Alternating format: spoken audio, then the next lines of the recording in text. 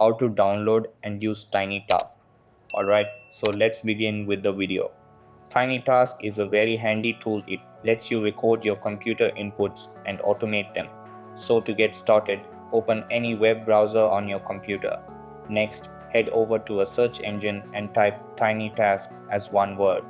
The official website should be tinytask.net and it should show up right at the top.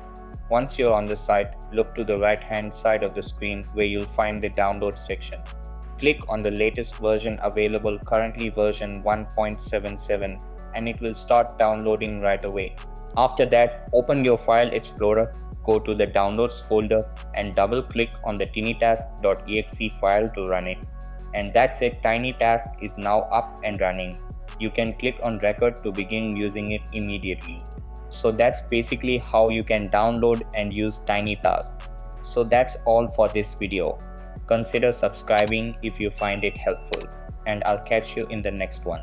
Thanks.